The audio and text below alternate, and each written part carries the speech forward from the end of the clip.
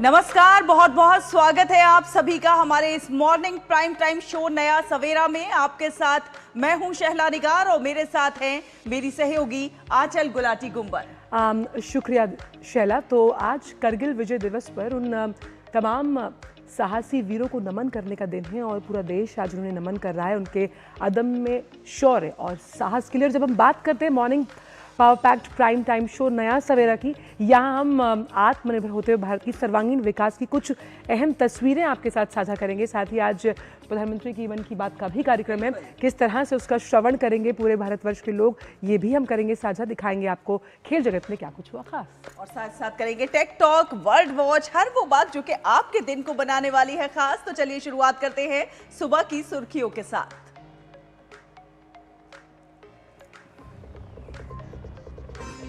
प्रधानमंत्री नरेंद्र मोदी आज मन की बात कार्यक्रम के जरिए देशवासियों से अपने विचार करेंगे साझा। आज मासिक रेडियो कार्यक्रम की होगी 136वीं कड़ी।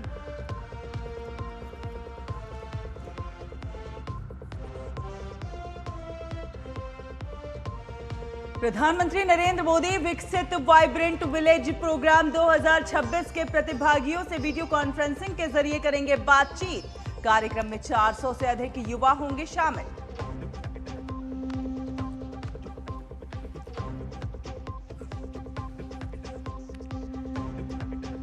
शिक्षा मंत्रालय का अतिरिक्त प्रभार मिलने पर प्रहलाद जोशी ने प्रधानमंत्री का जताया आभार।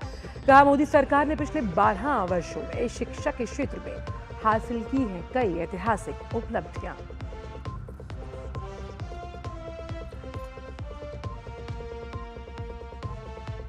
आज देश भर में मनाया जा रहा है 27वां करगिल विजय दिवस। रक्षा मंत्री राजनाथ सिंह ने द्रास में करगिल युद्ध स्मारक पर शहीदों को अर्पित की श्रद्धांजलि।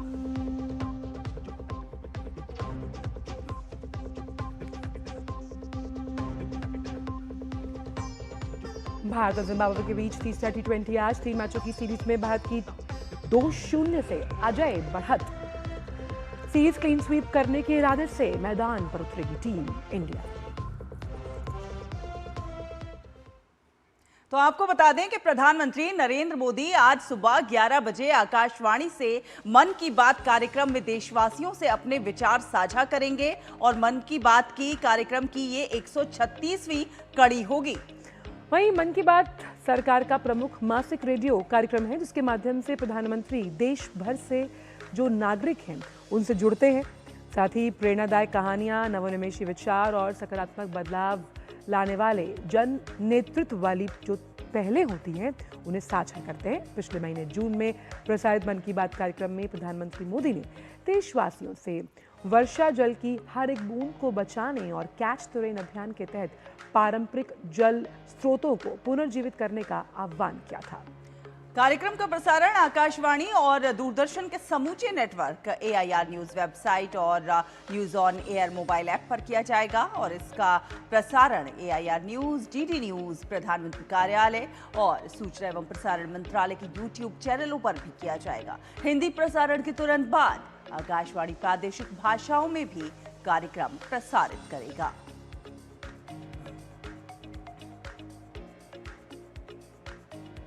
वहीं प्रधानमंत्री नरेंद्र मोदी आज शाम 4:30 बजे वीडियो कॉन्फ्रेंसिंग के माध्यम से विकसित वाइब्रेंट विलेज कार्यक्रम 2026 के प्रतिभागियों से संवाद करेंगे। इस दौरान देश के सभी राज्यों और केंद्र शासित प्रदेशों का प्रतिनिधित्व कर रहे 400 से अधिक युवा प्रधानमंत्री के साथ बातचीत करेंगे। बिल्कुल, विकसित वाइब्रेंट विलेज कार्यक्रम 2026 का आयोजन पिछले महीने 4 से 30 जून तक 2 चरणों में किया गया था और इसके तहत लद्दाख, हिमाचल प्रदेश और उत्तराखंड के 74 वाइब्रेंट गांवों को शामिल किया गया था।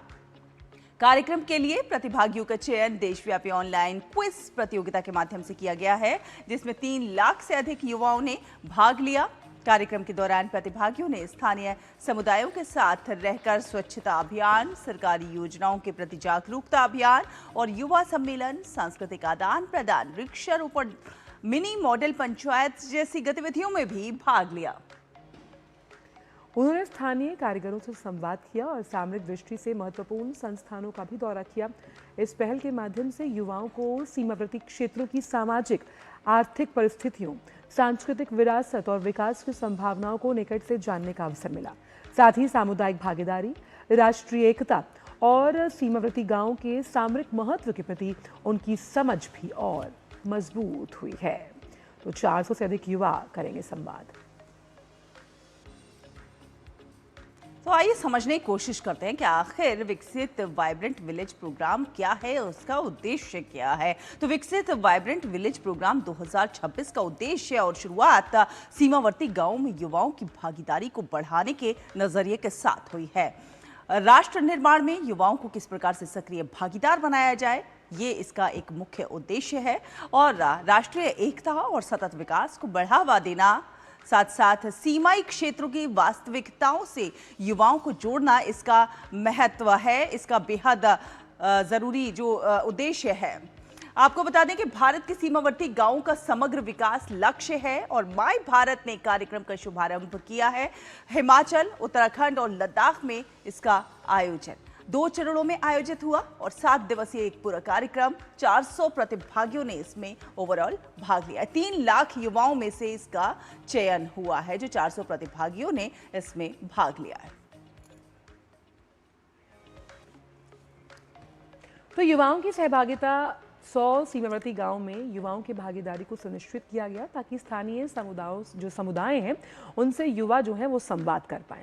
अब इसमें जो ग्राम सभाएं, उनकी भूमिका बहुत अहम हो जाती है, क्योंकि वहां पर युवाओं की सक्रिय भागीदारी किस तरह से संस्कृति और विकास की एक साझा विरासत को सामाजिक और आर्थिक स्थिति के साथ आगे लेकर जाएगी, क्योंकि जमीनी अध्ययन करना बेहद जरूरी है युवाओं का, और ग्राम विकास योजनाओं में कैसे योगदान देना है और कई अहम ऐसी पहलें जो कि स्वच्छता, पर्यावरण अभियानों से जुड़ी हुई हैं, उसमें सहभागिता कैसे युवा निभा पाएंगे, ये जो वाइब्रेंट विलेज कार्यक्रम है उसमें बहुत अहम रोल अदा किया।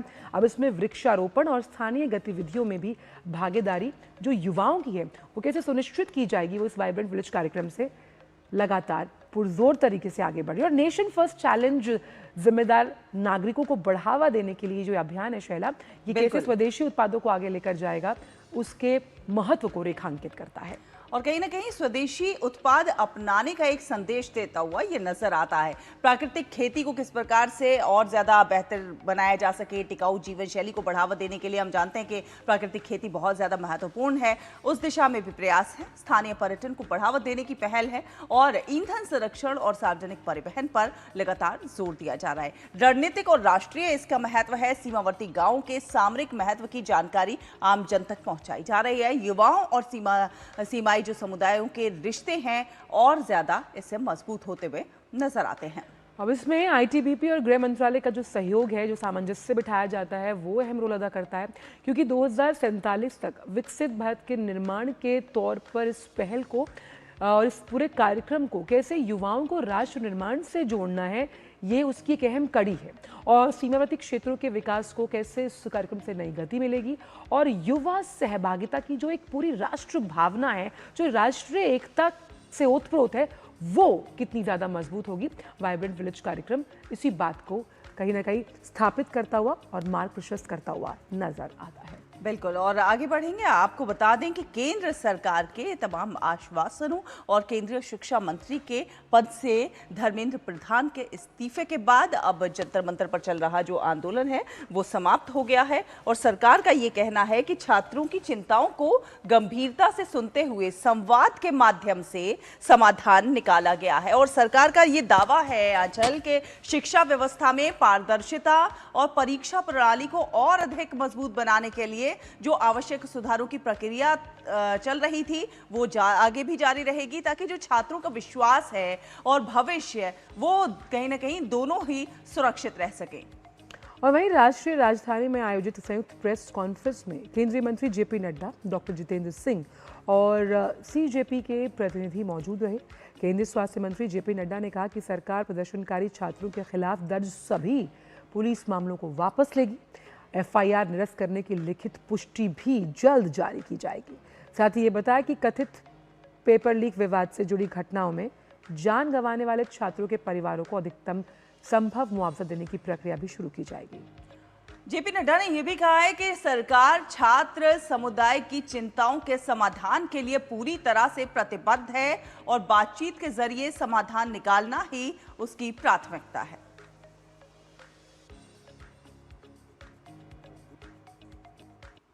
ये आज एक रिटन मसौदा लेकर के आए थे, जिसमें उन्होंने एजिटेशन में चल रहे केसेस के बारे में 4 पॉइंट्स दिए थे और उसके साथ साथ जो बाकी 2 डिमांड्स थी, रिटेलिएटरी मेजर्स न लिए जाए, कंपनसेशन दिया जाए और इनके 5 पॉइंट चार्टर को कंसिडर किया जाए, उस पर डिटेल में चर्चा हुई। डिटेल में चर्चा होने के पश्चात सबसे पहली बात तो ये है कि जो इनका एक 4 पॉइंट्स था, उसका लबो लबाब ये था कि कोई भी एक्शन FIR न हो और अगर है तो वो विड्रॉ हो, वो चाहे दिल्ली पुलिस के द्वारा हुआ हो, चाहे वो बीजेपी रूल स्टेट्स में कहीं हुआ हो, तो वो FIR की कॉपी भी इनको हम देंगे और उसको विड्रॉ करने की बात कोई भी एक्शन नहीं होगा। इस बात को सरकार ने स्वीकारा है, जो प्रोटेस्टर्स के साथ प्रोटेस्ट के दौरान हुआ है। उसी तरीके से फ्यूचर में भी जो ऑर्गेनाइजर्स हैं और प्रोटेस्टर्स हैं, उनका इस एक्टिविटी के लिए कोई भी उन पर आगे केस नहीं होगा, इस बात को हम लोगों ने माना है। वहीं केंद्रीय मंत्री प्रहलाद जोशी को शिक्षा मंत्रालय का अतिरिक्त प्रभार सौंपा गया। इस अवसर पर प्रहलाद जोशी ने कहा कि उन्होंने जिम्मेदारी को कर्तव्य और विनम्रता के भाव के साथ स्वीकार किया है। उन्होंने प्रधानमंत्री नरेंद्र मोदी का आभार जताते हुए कहा है कि सरकार ने शिक्षा के क्षेत्र में कई ऐतिहासिक उपलब्धियां हासिल की हैं और वे पूरी निष्ठा से अपनी जिम्मेदारी को निभाएंगे। मुझे जिम्मेदारी दिया है और इस जिम्मेदारी को माननीय प्रधानमंत्री जी के अपेक्षा अनुसार मैं जिम्मेदारी निभाऊंगा। I accept this responsibility with sense of duty and humility and I am thankful to the Prime Minister. और इसी के साथ ही देश भर में प्रतियोगी परीक्षाओं में पेपर लीक और परीक्षा धांधली के मामलों पर लगाम कसने के लिए केंद्र सरकार बड़ा कदम उठाने जा रही है। केंद्रीय मंत्री डॉक्टर जितेंद्र सिंह सोमवार को लोकसभा में लोक परीक्षा अनुचित साधनों की रोकथाम संशोधन विधेयक 2026 पेश करने वाले हैं। आपको बता दें कि प्रस्तावित संशोधन में दोषियों के लिए सजा और जुर्माने को कई गुना बढ़ाने के साथ साथ जांच और सुनवाई को समयबद्ध बनाने की भी व्यवस्था की गई है। वहीं दूसरी ओर भाजपा ने कांग्रेस पर पेपर लीक को लेकर सदन में चर्चा से भागने का आरोप लगाया है। देश भर में प्रतियोगी परीक्षाओं में पेपर लीक और धांधली की घटनाओं पर नकेल कसने के लिए सरकार ने पूरी तैयारी कर ली है। लोक परीक्षा अनुचित साधनों की रोकथाम संशोधन विधेयक 2026 में दोषियों के लिए बेहद कठोर सजा और भारी जुर्माने का प्रावधान किया गया है। ड्राफ्ट बिल में ऐसे व्यक्तियों के लिए न्यूनतम सजा को बढ़ाकर 5 साल और अधिकतम सजा को 10 साल करने का प्रस्ताव है। साथ ही उन पर 50 लाख रुपए तक का भारी जुर्माना भी लगाया जा सकता है। गड़बड़ी में शामिल सेवा प्रदाताओं के लिए अधिकतम जुर्माना 1 करोड़ रुपए से बढ़ाकर 5 करोड़ रुपए कर दिया गया है। साथ ही प्रतिबंध की अवधि को 4 वर्ष से दोगुना करके 8 वर्ष कर दिया गया है। परीक्षा धोखाधड़ी में शामिल पाए जाने वाले निदेशकों, वरिष्ठ प्रबंधन या प्रभारी व्यक्तियों को न्यूनतम 5 साल की जेल और 5 करोड़ रुपए तक के जुर्माने का प्रावधान किया गया है। संगठित परीक्षा संबंधी अपराधों के लिए न्यूनतम सजा 5 वर्ष से बढ़ाकर 7 वर्ष की गई है, जबकि न्यूनतम जुर्माना 1 करोड़ से बढ़ाकर 10 करोड़ रुपए किया गया है। केंद्र सरकार को गंभीर सार्वजनिक परीक्षा अपराधों की जांच के लिए एक विशेष कार्यबल गठित करने का अधिकार होगा। पुलिस, केंद्रीय एजेंसीज या STF द्वारा जांच 2 महीने के भीतर पूरी की जानी अनिवार्य होगी। मामलों की सुनवाई में होने वाली देरी को खत्म करने के लिए सभी राज्यों और केंद्र शासित प्रदेशों को पेपर लीक और परीक्षा में अनुचित साधनों से जुड़े मामलों से निपटने के लिए विशेष फास्ट ट्रैक कोर्ट स्थापित करने का निर्देश दिया जाएगा। मामलों की सुनवाई दैनिक आधार पर होगी और आरोप पत्र दाखिल करके 3 महीने के भीतर सुनवाई पूरी करनी होगी। विशेष फास्ट ट्रैक कोर्ट के फैसलों के खिलाफ अपील सीधे हाई कोर्ट के समक्ष होगी, जिसमें 3 महीने के भीतर अपील का निपटारा करने का प्रयास किया जाएगा।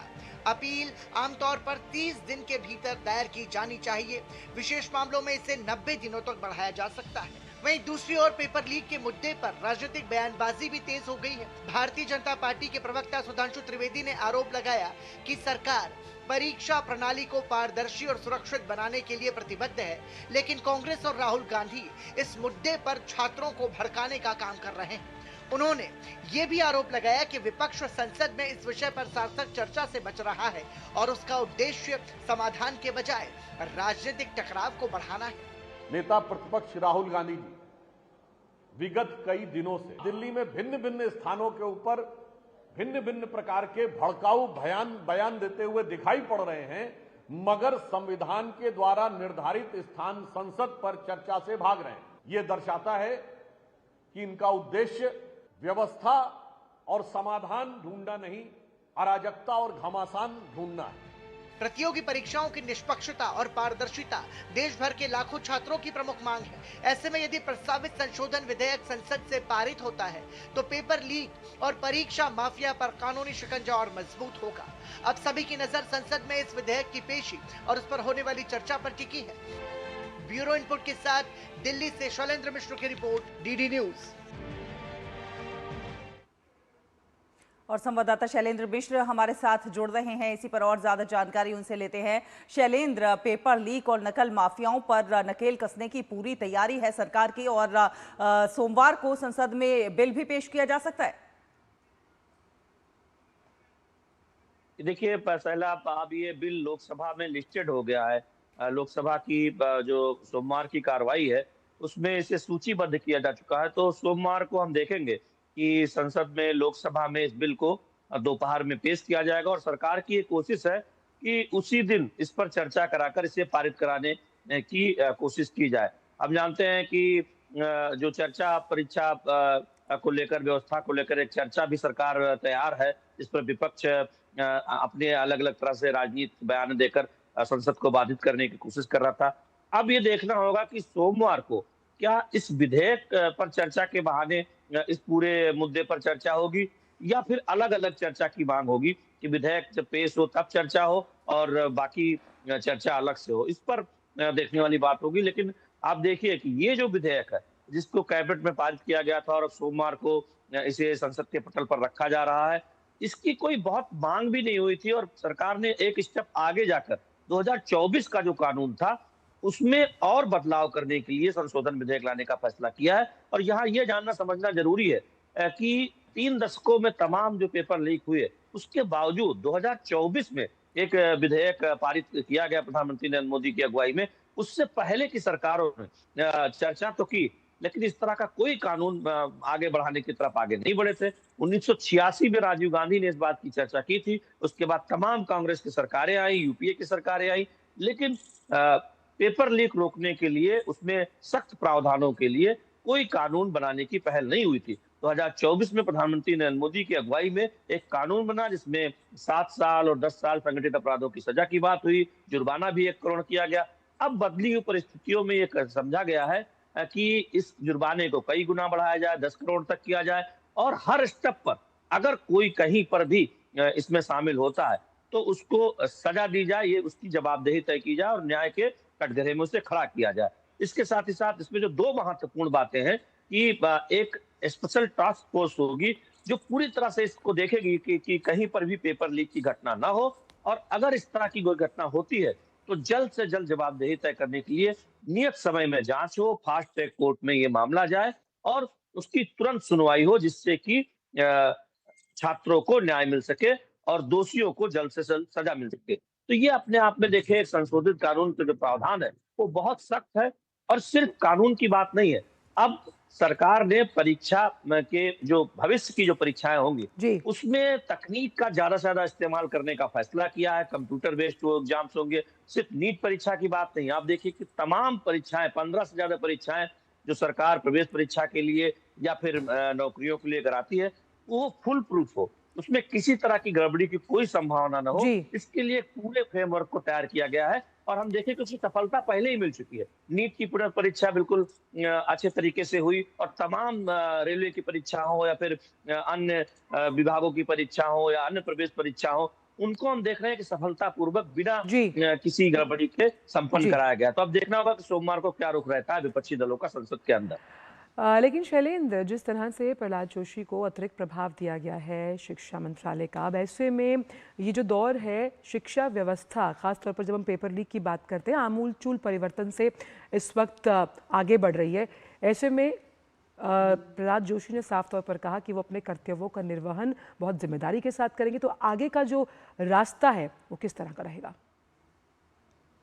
देखिए आंचल, सुधार कोई एक दिन की बात नहीं है। आप देखें कि 2020 में जब न्यू एजुकेशन पॉलिसी लागू हुई और उसके बाद हम बहुत सारे सुधार देख रहे हैं। परीक्षा प्रणाली में हम बहुत सारे सुधार देख रहे हैं। कुछ चुनौतियां आई, कुछ जगह पेपर लीक हुए, तो उस लिहाज से कुछ और कदम उठाए गए हैं। प्रहलाद जोशी को अतिरिक्त प्रभार दिया गया है। अनुभवी मंत्री हैं, संसदीय कार्य मंत्री रह चुके हैं। मौजूदा समय में आप देखें तो रिन्यूएबल एनर्जी के मंत्री हैं, कोल मंत्रालय का कार्यभार। तो इस तरह से आप देखें कि एक वरिष्ठ और अनुभवी मंत्री को अतिरिक्त प्रभार दिया गया है। निश्चित तौर पर प्रधानमंत्री नरेंद्र मोदी की अगुवाई में जो एक तरह से हम आगे बढ़ रहे हैं, युवा शक्ति पर जोर है, जिस बात को प्रधानमंत्री नरेंद्र मोदी ने कहा कि युवा सबसे बड़ी प्राथमिकता है। कैसे युवाओं को ज्यादा से ज्यादा स्किल मिले, उन्हें ज्यादा से ज्यादा अवसर मिले, उस पूरे इकोसिस्टम को केंद्र सरकार प्रधानमंत्री नरेंद्र मोदी की अगुवाई में उस पर आगे बढ़ रही है। तो उसमें जो और कुछ किए जाने की जरूरत है उस दिशा में कदम उठाया जाएगा। लेकिन आप देखें कि उसके असर अगर आप इकोसिस्टम में देखें, स्टार्टअप इकोसिस्टम में, तो भारत ने दिखाया दुनिया को कि हमारा जो एक स्टार्टअप है वो किस तरह से अंतरिक्ष में वो सफलताएं की झंडे गाड़ रहा है। और हमने देखा है कि दुनिया ने उस बात की सराहना की है। तो युवाओं को अवसर मिले, उस तरफ काम हो रहा है और आगे भी भविष्य में जो जरूरत है वो काम उठाया जाएगा। इसी में एक सवाल और आपसे पूछना चाहूंगी कि जिस तरह से अब छात्रों का प्रोटेस्ट जो है वो समाप्त हो गया है, कहीं ना कहीं विपक्ष का एक मुद्दा तो खत्म हो गया है, तो अब सदन में क्या कुछ विपक्ष का रवैया रहने वाला है, कैसा देखने को मिलेगा? देखिए, कल जब धर्मेंद्र प्रधान का इस्तीफा हुआ और उसके बाद कांग्रेस जनता पार्टी ने अपने प्रदर्शन को खत्म करने का ऐलान किया और कहा कि उनकी सारी मुख्य मांगे मान ली गई है। एक चार्टर है जिस पर 1 महीने में बातचीत सरकार से होगी, परीक्षा प्रणाली में और क्या कुछ किया जा सकता है। इस बीच राहुल गांधी का बयान है, उन्होंने कुछ और मुद्दे रखने की कोशिश की। तो अब विपक्ष के सामने चुनौती ये आ गई है कि वो किस मुद्दे के बहाने सरकार को घेरने की कोशिश करेगा। चूंकि संसद का सत्र चल रहा है और ऐसे में कोई बड़ा मुद्दा आप जो उठाते हैं और वो मुद्दा ही ना रहे, उस मुद्दे पर सरकार आगे बढ़कर अगर कोई कार्रवाई कर दे, कदम उठा दे, तो निश्चित तौर पर विपक्षी दल इसमें सोच रहे होंगे कि क्या वो सोमवार को क्या रणनीति अपनाए, क्या वो चर्चा में शामिल होने की बात कहे या फिर बिल के दौरान चर्चा में अपनी बात रखे, सुझाव रखे। राहुल गांधी ने कल अपने मीडिया से बातचीत में इस बात के संकेत दिए हैं और वो कोशिश करेंगे कि शिक्षा नीति और इस मुद्दे के बहाने कुछ और बातों के जरिए सरकार को घेरने की कोशिश करें। लेकिन सत्ता पक्ष कह रहा है कि दरअसल छात्रों के बहाने जो अवसर तलाशने की जो कोशिश थी कांग्रेस पार्टी, राहुल गांधी और उनके सहयोगियों की, वो सफल नहीं हुई है। जनता ने देखा है कि कैसे राजनीतिक अवसरवाद विपक्ष और कांग्रेस पार्टी तलाश रही थी छात्रों के मुद्दों के बहाने। बिल्कुल, बहुत बहुत शुक्रिया शैलेंद्र आपका इन तमाम जानकारी को हमसे साझा करने के लिए। तो लोकतंत्र के इस मंदिर में जिस तरह से मॉनसून सत्र चल रहा है और विपक्ष एक मजबूत विपक्ष का उदाहरण सोमवार को देगा या फिर से अवसरवाद की राजनीति को आगे लेकर जाएगा, ये देखना होगा। फिलहाल एक छोटा सा ब्रेक के उस पार नया सवेरा में खबरों का सफर जारी रहेगा। जरा सोच के देखिए, आपके पास कुछ ऐसा है जो आपकी दुनिया बदल सकता है। जानते हैं क्या? आपका अपना सोना। सोना क्या नहीं कर सकता? सोना आपको अपने सपनों का घर दिला सकता है, आपके बच्चों का भविष्य बना सकता है। सोना आपकी हर इच्छा पूरी कर सकता है। तो भारत की सबसे बड़ी gold loan NBFC Muthoot finance से गोल्ड लोन लीजिए और फिर देखिए सोना क्या नहीं कर सकता। मुथूट फाइनेंस, जहां विश्वास ही परंपरा है। कॉल कीजिए 1-800-313-1212। मेरी पसंद, मेरी पसंद, मेरी पसंद, मेरी पसंद, हमारी पसंद, हम सबकी पसंद। मजबूत देश का मजबूत सरिया हो गया स्टील। ब्रेक के बाद सभी का स्वागत और आइए अब खबरों के कारवां को बढ़ाते हैं आगे। राष्ट्रपति द्रौपदी मुर्मू 3 यूरोपीय देशों का दौरा सकुशल संपन्न कर स्वदेश वापस आ गई। मोल्डोवा, उत्तरी मैसेडोनिया और रोमानिया की इस यात्रा का मुख्य उद्देश्य द्विपक्षीय संबंधों को नई ऊंचाइयों पर ले जाना है। ये यात्रा इसलिए भी ऐतिहासिक है क्योंकि मोल्डोवा और उत्तर मैसेडोनिया में भारतीय राष्ट्रपति की ये पहली यात्रा रही, जबकि रोमानिया में 30 वर्षों के अंतराल के बाद राष्ट्रपति स्तर की यात्रा हुई है। इस यात्रा के जरिए भारत इन तीनों देशों के साथ व्यापार, प्रौद्योगिकी, निवेश और जन जन से संपर्क को मजबूत करना चाहता है और इस यात्रा के जरिए 3T यानी कि ट्रेड, टेक्नोलॉजी और टूरिज्म पर विशेष तौर पर राष्ट्रपति का फोकस रहा। और वहीं राष्ट्रपति ने इस यात्रा के जरिए अगर हम समझें तो जो पूर्वी मध्य यूरोप है उसमें भारत की भागीदारी को बढ़ाने के लक्ष्य से ये यात्रा रखी गई थी। अब इसमें जो बायलैटरल ट्रेड है जिसमें टेक्नोलॉजी इन्वेस्टमेंट को मजबूत करने के साथ ही भारत यूरोपियन यूनियन और फ्री ट्रेड एग्रीमेंट का लाभ उठाते हुए कैसे हम आर्थिक साझेदारियों को एक अलग स्तर पर ले जा सकते हैं उस पर जोर रहा। अब इसमें व्यापार, प्रौद्योगिकी, टूरिज्म और साथ ही साथ टैलेंट पूल पर फोकस था, जहां हम एग्रीकल्चर के साथ साथ हेल्थ, फार्मास्यूटिकल्स क्षेत्र को कैसे बढ़ावा दे सकते हैं, IT, डिजिटल टेक्नोलॉजी, ये तमाम वो सनराइजिंग सेक्टर्स जहां पर AI को लेकर फोकस है, शिक्षा और क्षमता निर्माण पर जोर, जिसमें इंफ्रास्ट्रक्चर, लॉजिस्टिक्स और इनोवेशन में साझेदारी को बढ़ावा देने पर भी फोकस लगातार रहा इस यात्रा के दौरान। और आपको बता दें कि आज 27वां करगिल विजय दिवस मनाया जा रहा है। पूरा देश करगिल युद्ध में शहीद हुए सैनिकों को नमन कर रहा है। ये दिन भारतीय सेना के वीर सपूतों की वीरता और शौर्य को समर्पित है। साल 1999 के करगिल युद्ध में भारतीय सैनिकों ने अपनी जान की बाजी लगाते हुए दुश्मन को परास्त कर दिया था। भारत पाकिस्तान के बीच हुए करगिल युद्ध का कोड नेम ऑपरेशन विजय रखा गया था। 60 दिनों से भी अधिक समय तक चलने वाले इस युद्ध में भारत ने 26 जुलाई 1999 में पाकिस्तानी सेना को पराजित कर दिया था। उस दिन से 26 जुलाई का दिन भारत के वीर सपूतों के शौर्य की विजय गाथा कहता है।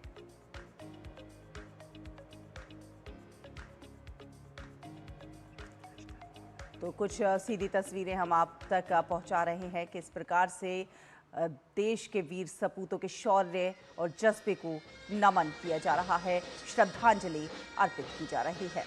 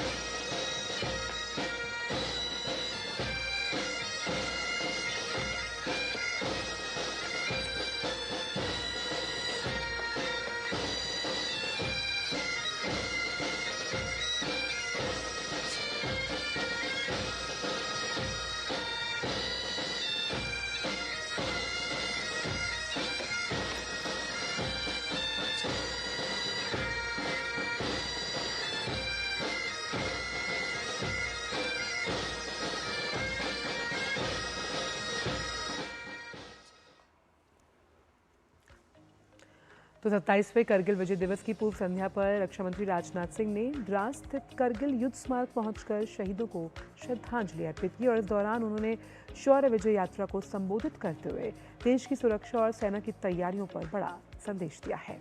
इस अवसर पर राजनाथ सिंह ने 1999 के करगिल युद्ध में सर्वोच्च बलिदान देने वाले वीर जवानों को श्रद्धांजलि अर्पित की और उनके परिजनों को नमन किया। उन्होंने कहा कि करगिल के वीरों का साहस और बलिदान देशवासियों को हमेशा प्रेरित करता रहेगा।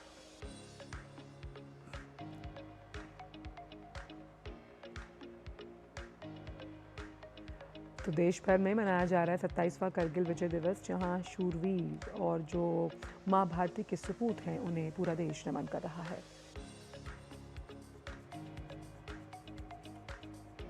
आज में हमारे दुश्मन की नीयत बदली नहीं है।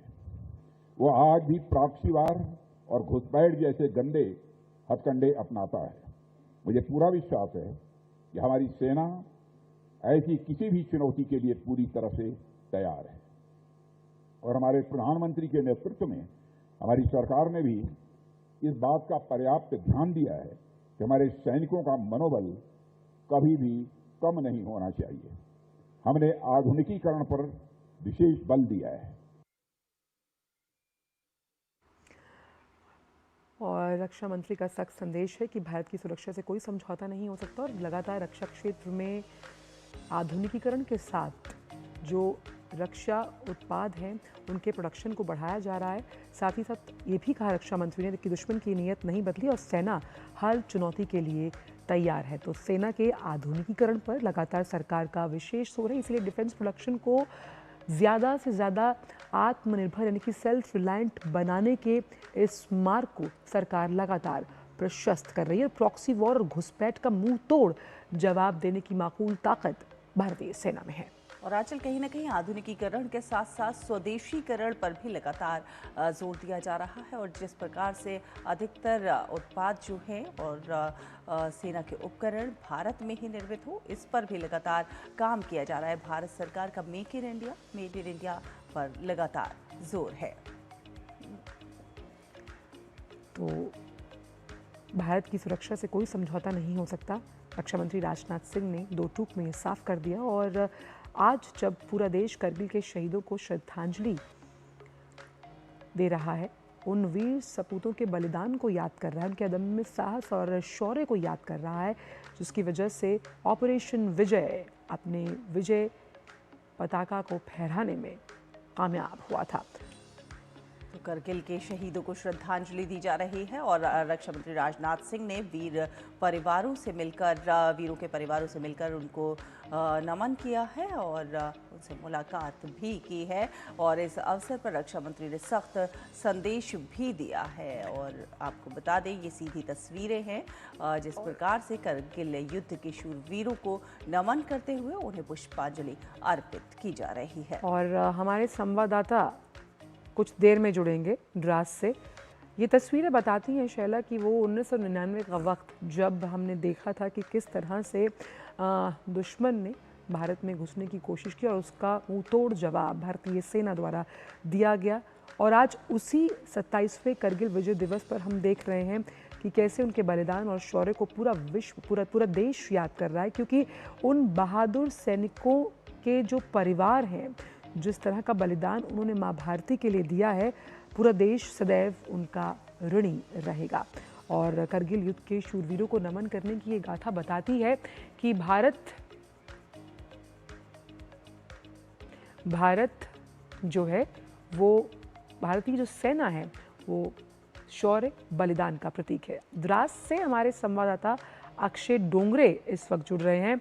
अक्षय, आज 27वां करगिल विजय दिवस मनाया जा रहा है। आज ही का दिन है जब हम भारतीय सैनिकों की, जिन्होंने अपना बलिदान दिया है, उनके अदम्य साहस और शौर्य को हम नमन कर रहे हैं।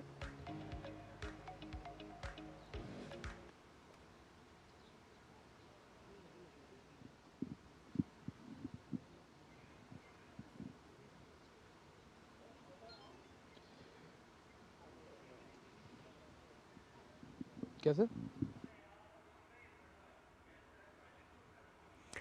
तो पूरा देश करगिल के युद्ध के शूरवीरों को नमन कर रहा है। आप तस्वीरें भी देख रहे हैं कि किस तरह से माँ भारती के उन सपूतों के बलिदान को याद किया जा रहा है। राष्ट्रीय भक्ति, राष्ट्रीय भावना से ओतप्रोत आज का दिन, जहां हम याद करते हैं, हम समझते हैं शैला कि आज का जो दिन है वो उनके उस बलिदान को याद करवाता है कि किस तरह से माँ भारती के लिए अपने प्राणों को न्योछावर किया और हंसते हंसते माँ भारती के लिए कई सैनिक शहीद हुए। करगिल दिवस, विजय दिवस केवल एक विजय का पर्व नहीं है, बल्कि ये राष्ट्रभक्ति के स्मरण का दिवस है, जिन्होंने मातृभूमि की रक्षा के लिए अपना सर्वस्व कहीं ना कहीं न्योछावर कर दिया है। करगिल के सभी अमर शहीदों को विनम्र श्रद्धांजलि अर्पित कर रहे हैं। आज पूरा देश जो है विनम्र श्रद्धांजलि अर्पित करता नजर आ रहा है। और द्रास से ही अक्षय डोंगरे हमारे साथ जुड़े हुए हैं। अक्षय, आज 27वां करगिल विजय दिवस, भारतीय सैनिक जो शूरवीर जिन्होंने बलिदान दिया, उन्हें स्मरण करने का, उनके बलिदान को याद करने का आज का दिन।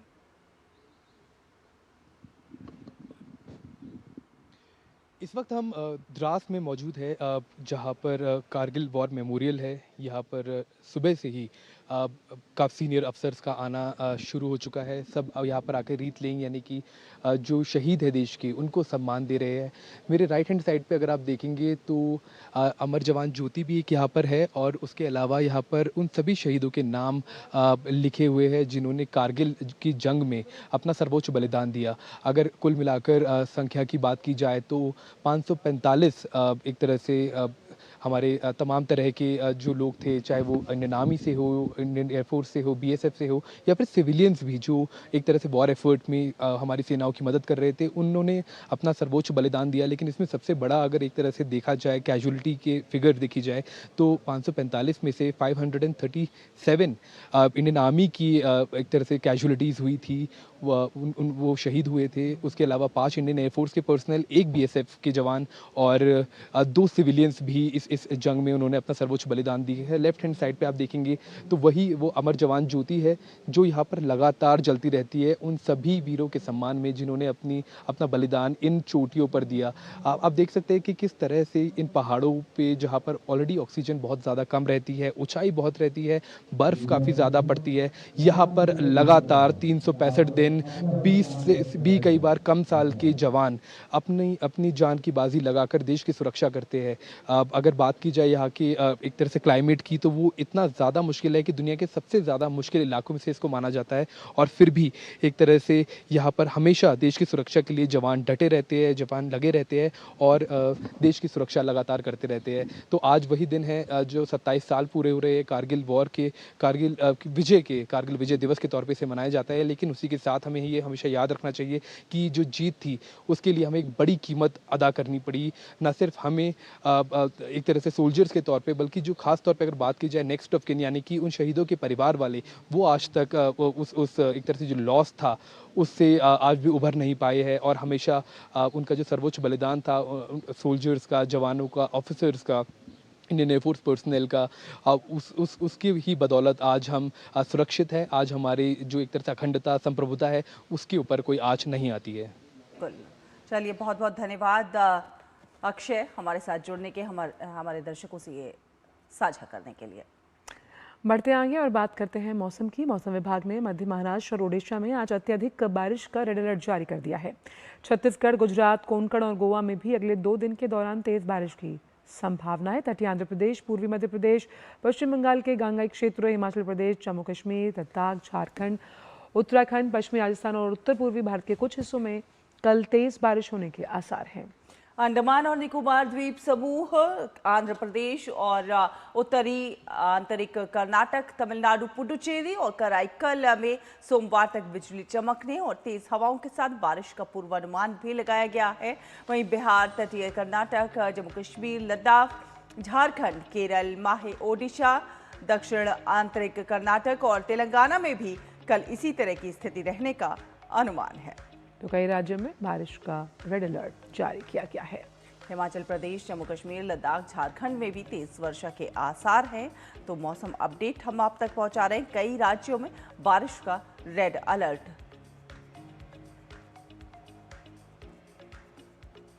और करगिल विजय दिवस के इस मौके पर प्रधानमंत्री ने एक ट्वीट किया है। आइए आपको उस ट्वीट को दिखाते हैं। प्रधानमंत्री ने साफ तौर पर लिखा, on Kargil Vijay Diwas our nation expresses gratitude to the brave soldiers for their extraordinary courage and commitment towards securing India। साफ तौर पर प्रधानमंत्री ने लिखा कि आज करगिल दिवस के इस अवसर पर पूरा देश जो है वो कृतज्ञ भाव से उन बहादुर सैनिकों को उनके बहादुरी और उनकी कमिटमेंट यानी कि उनके उस विश्वास के लिए कहीं ना कहीं नमन करता है। Their valor in the face of the most formidable conditions will for ever remain the source of national pride. जैसा कि अक्षय ने बताया था कि जो विषम परिस्थितियां हैं, उन विषम परिस्थितियों में भी जो भारत माता का मस्तक है उसे ऊंचा रखने में इन भारतीय सैनिकों ने अपना सर्वोच्च बलिदान दिया। Their unwavering patriotism and devotion to duty will continue to inspire generation. जिस तरह की राष्ट्रभक्ति और डेडिकेशन उन्होंने दिखाई अपनी ड्यूटी यानी कि अपने इस ड्यूटी निभाते हुए, ये आने वाली पीढ़ियों को सदियों तक प्रेरित करता रहेगा। और अब आगे बढ़ेंगे, बात करेंगे मानसून की। जी हां, गुजरात में मानसून की स्थिति गंभीर बनी हुई है और राज्य के कई एक हिस्सों में तेज बारिश हो रही है। आज वाव, थराद, बनासकांठा साबरकांठा, मेहसाना और भावनगर जिलों के लिए ऑरेंज अलर्ट है और आज राज्य में बारिश की तीव्रता कम होने की कुछ संभावना जताई जा रही है। वहीं राज्य आपातकालीन संचालन केंद्र के अनुसार गुजरात में इस मानसून में अब तक औसत वर्षा से 52% से अधिक ये हुई है। जुलाई महीने में दर्ज औसत बारिश की तुलना में इस महीने की कई जिलों में अब तक ज़्यादा बारिश हुई है, यानी कि लगातार जो बारिश का स्तर है वो बढ़ता जा रहा है। वलसाड में जुलाई में 2025 की अगर बात की जाए तो औसत बारिश जो थी, मगर पिछले साल को हम ईयर ऑन ईयर बेसिस से की तुलना करें तो 93%, नवसारी में 97%, डांग में 71%, सूरत में 81%, अहमदाबाद में 66% और अमरेली में 63% बारिश दर्ज की गई है। पिछले 24 घंटों में पाटन जिले के संतालपुर तालुका में सबसे अधिक 15 इंच वर्षा दर्ज की गई है और आज उत्तर गुजरात के पाटन, मेहसाना, वावथरा और बनासकांठा जिलों में व्यापक रूप से भारी बारिश होने की संभावना है। आज कुछ एक हिस्सों में फिर से भारी बारिश की आशंका के मद्देनजर सतर्कता बढ़ा दी गई है। मौसम विभाग ने इन क्षेत्रों के लिए रेड और ऑरेंज अलर्ट जारी किया है और इस बीच प्रभावित जिलों में सामान्य स्थिति बहाल करने के लिए राहत और पुनर्बहाली का कार्य जारी है। गुजरात के मुख्यमंत्री भूपेंद्र पटेल ने कल देर शाम गांधीनगर में राज्य आपातकालीन संचालन केंद्र का दौरा कर राज्य में बारिश की स्थिति की समीक्षा की और अब तक करीब 42,000 से अधिक लोगों को सुरक्षित स्थानों पर पहुंचाया गया है। वहीं उत्तर गुजरात और मध्य गुजरात में बारिश की स्थिति को देखते हुए सेना की 18 टीमें, एनडीआरएफ की टीमें और एसडीआरएफ की 32 टीमें राहत और बचाव कार्यों में जुटी हैं। कई स्थानों पर राहत और बचाव कार्यों में सेना और तटरक्षक बल भी शामिल हो गए। प्रभावित लोगों के लिए नगद सहायता, घरेलू सामान उपलब्ध करवाने के लिए 40 करोड़ रुपए का आवंटन किया गया है। अहमदाबाद में जमा बारिश के पानी की निकासी का काम भी लगातार जारी है। सूरत, वलसाड और नवसारी में राज्य प्रशासन अलर्ट पर है, तो वहीं वरिष्ठ अधिकारी बारिश प्रभावित क्षेत्रों में पहुंचकर राहत और बचाव कार्यों को तेज करने में लगातार जुटे हुए हैं। और वहीं अहमदाबाद जिले के धौलका तालुका में बाढ़ के पानी में फंसे 103 लोगों को सुरक्षित निकाला गया। अन्य अभियान में एनडीआरएफ के जवानों ने नवसारी जिले के गांव में 120 लोगों को बचाया, 43 अन्य लोगों को सुरक्षित स्थानों पर पहुंचाया। एनडीआरएफ ने गांव से 2 शव भी बरामद किए। गुजरात में पिछले 2 दिनों के दौरान बारिश से जुड़ी घटनाओं में 35 लोगों की मौत हुई है। अहमदाबाद जिले में सेना और गुजरात पुलिस के जवानों ने कई औद्योगिक इकाइयों और गोदामों में फंसे लोगों को सुरक्षित बाहर निकाला है, तो वहीं बाढ़ से हुए नुकसान के कारण अहमदाबाद से राजकोट को जोड़ने वाला 60 किलोमीटर लंबा राष्ट्रीय राजमार्ग 47 लगातार दूसरे दिन भी वडोदरा तक यातायात के लिए बंद रहा और जिला पुलिस ने सानंद के पास बावला स्थित गैलोप्स इंडस्ट्रियल पार्क से करीब 900 कर्मचारियों को सुरक्षित बचाया है।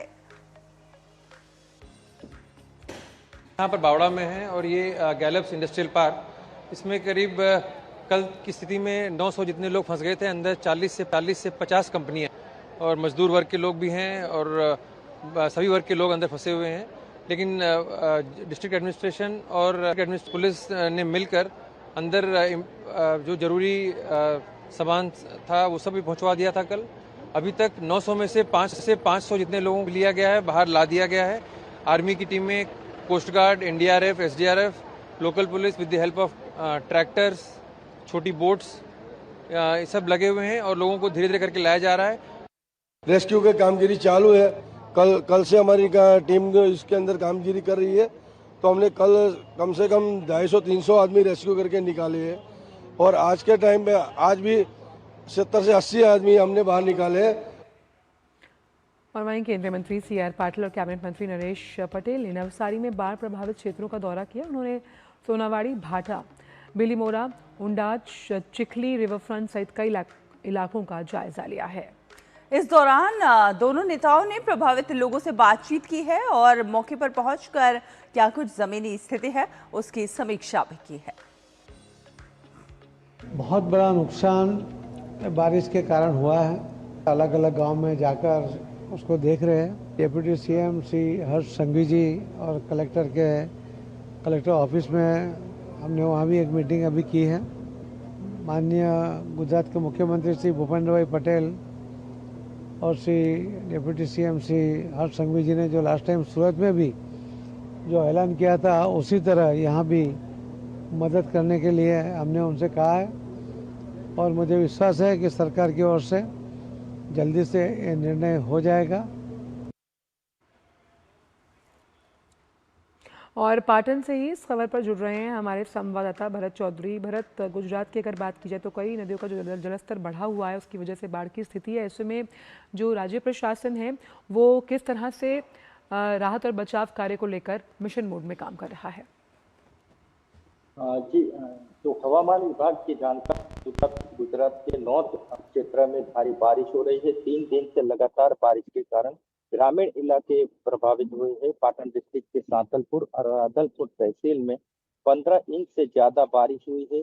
यहाँ के प्रशासन ने 9 टीमें लगाई रखी है। कल तो 8 मार्ग के रास्ते बंद हो चुके थे ग्रामीण इलाके में जाने के, वो खुलवाने के लिए 18 जेसीबी लगाए गए हैं। 27 जो ट्रैक्टर लगाए हुए हैं। एसडीआरएफ की टीम भी सांतलपुर में तैनात की गई है। बोटों की मदद ली जा रही है और प्रशासन पूरी तरह ये भी देख रहा है कि जो गांव में बिजली की आपूर्ति हो जाए, इससे जीवन जरूरी वस्तुओं की किल्लत ना हो।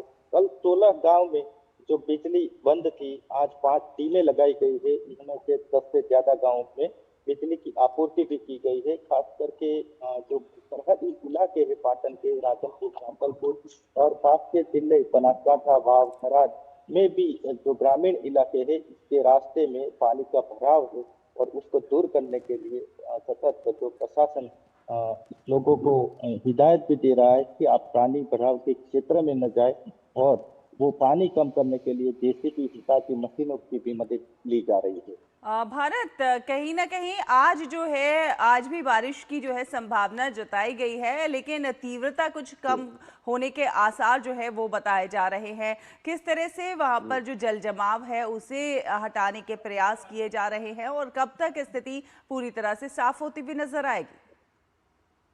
जी, बताता हूँ कि राधनपुर के जो सांतलपुर से चला लोधरा विलेज है, लोधरा विलेज के जो हाईवे था कंडला से सीधा जुड़ा हुआ, उस मार्ग को लगातार जो पानी भरा था उसको पानी को कम करने के लिए जेसीबी से मार्ग की कई जगह बनाकर पानी निकाला जा रहा है। इनके अलावा जो चंद्रुमाणा मिठी घारियाल का मार्ग था उनको भी आज दोपहर तक चालू करने का प्रशासन पूरी तरह से प्रयत्न कर रहा है। बिजली आपूर्ति के लिए 5 टीमें लगी रखी हुई। कल से जो वो गांव में बिजली पुनः आपूर्ति हो जाए इसके लिए भी काम कर रही है। तो उम्मीद करते हैं कि जल्द ही जीवन पटरी पर लौटेगा। जिस तरह से बारिश की वजह से जल जमाव है और आम जीवन जो है वो अस्त व्यस्त हुआ पड़ा। बहुत बहुत शुक्रिया भरत आपका।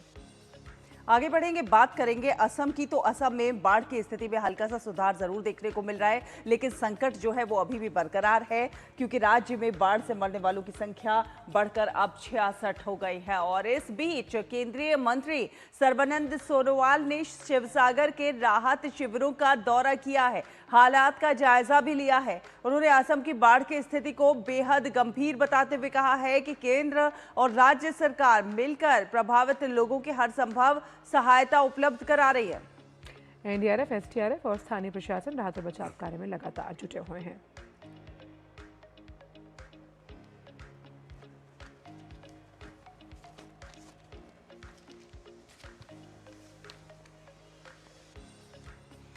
और अब वक्त चला हमारे खास सेगमेंट समाचार पत्रों में छपी प्रमुख और दिलचस्प खबरों का प्रेस रिपोर्ट में। तो पहली खबर हम ले रहे हैं कि किस तरह से प्रधानमंत्री आज जो वाइब्रेंट विलेज प्रोग्राम है उनके प्रतिभागियों से संवाद करने वाले हैं, ये हमने आपको बताया भी था। और कैसे सामाजिक, सांस्कृतिक और रणनीतिक महत्व को भागीदारी दी जाएगी, ग्राम सभाओं से युवाओं को जोड़ा जाएगा, ये आज हम देखेंगे इस कार्यक्रम के जरिए। वहीं एक और खबर हम ले रहे हैं हिंदुस्तान समाचार से, क्योंकि आज जो है विजय दिवस है और सेनाओं का आत्मबल जो है वो देश की शक्ति है, ये कहना है रक्षा मंत्री राजनाथ सिंह का। आपको बता दें कि द्रास में रक्षा मंत्री राजनाथ सिंह ने कहा कि सेनाओं का आत्मबल ही भारत की सबसे बड़ी शक्ति है। जब तक हमारे सैनिकों के भीतर यह अदृश्य शक्ति जीवित रहेगी, तभी तक दुनिया की कोई भी ताकत हम पर बुरी नजर डालने की हिम्मत ही नहीं कर पाएगी। तो आज अखबारों के जगत में इतना ही, लेकिन शैला अब आप अपने दर्शकों को दिखाते हैं कि खेल जगत में क्या कुछ खास चल रहा है। तो खेल जगत की अगर बात किया तो हम आपको बताते हैं कि ग्लासगो में चल रहे राष्ट्रमंडल खेलों में आज भारतीय एथलीट कई अहम स्पर्धाओं में अपनी चुनौती पेश करने वाले हैं, जहां महिला वेटलिफ्टर मीराबाई चानू से भारोत्तोलन में यानी कि वेट लिफ्टिंग में पदक की उम्मीद रहेगी। वहीं ऋषिकांत सिंह एम राजा पुरुष वर्ग में चुनौती पेश करेंगे। मुक्केबाजी में भारत अपने पंच का दम दिखाएगा। और इसके अलावा लॉन बॉल्स, तैराकी और महिला व्हीलचेयर बास्केटबॉल के मुकाबलों में भारतीय खिलाड़ी अपनी दावेदारी पेश करते हुए नजर आएंगे। तो बेहद रोमांचक रहने वाले हैं ये मुकाबले। ग्लासगो राष्ट्रमंडल खेलों का आज है चौथा दिन। तो मीराबाई से स्वर्ण पदक की उम्मीद है। वेट लिफ्टिंग में, मुक्केबाजी, लॉन बॉल्स और तैराकी में भी पदक की उम्मीद भारत इस बार ग्लासगो के राष्ट्रमंडल खेलों में कर रहा है।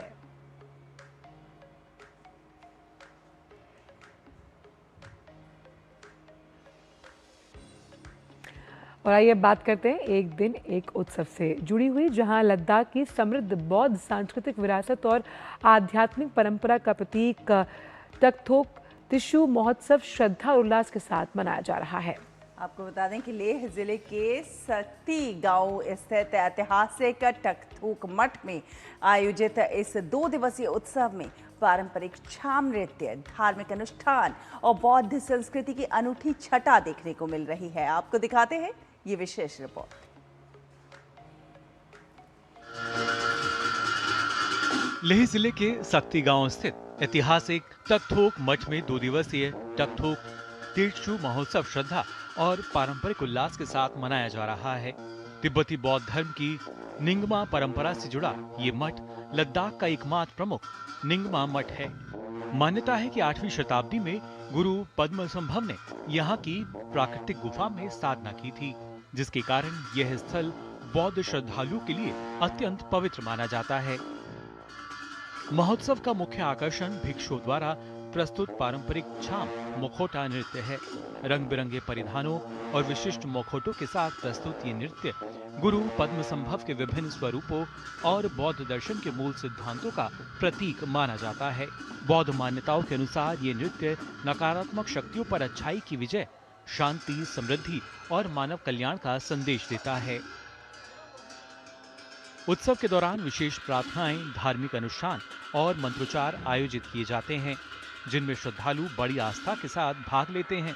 इस अवसर पर लद्दाख की पारंपरिक वेशभूषा, लोक संस्कृति और बौद्ध विरासत की मनमोहक झलक भी देखने को मिलती है। देश विदेश से आए पर्यटक भी इस उत्सव में शामिल होकर लद्दाख की सांस्कृतिक और आध्यात्मिक परंपराओं का अनुभव कर रहे हैं। टकथोक तिशु महोत्सव केवल एक धार्मिक आयोजन नहीं, बल्कि लद्दाख की समृद्ध बौद्ध विरासत, सांस्कृतिक पहचान और आध्यात्मिक परंपराओं का जीवंत उत्सव है। ये आयोजन स्थानीय समुदाय, श्रद्धालुओं और पर्यटकों को एक सूत्र में जोड़ते हुए क्षेत्र की सांस्कृतिक धरोहर को नई पीढ़ियों तक पहुंचाने का महत्वपूर्ण माध्यम बना हुआ है। Bureau report, DD news. और आइए नया सवेरा में अब बात कर लेते हैं मौसम की।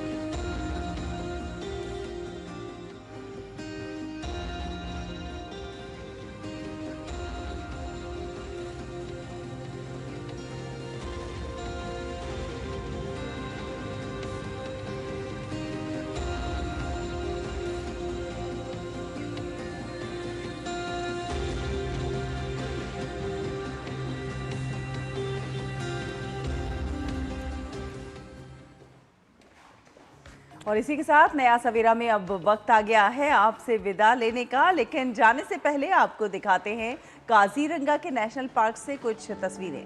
बिल्कुल, आप इन खूबसूरत झलकियों का चाय की चुस्कियों के साथ लीजिए आनंद। हमें दीजिए अनुमति, आगे आप देख सकते हैं हमारा खास कार्यक्रम आपकी सेहत से जुड़ा टोटल हेल्थ। नमस्कार। नमस्कार।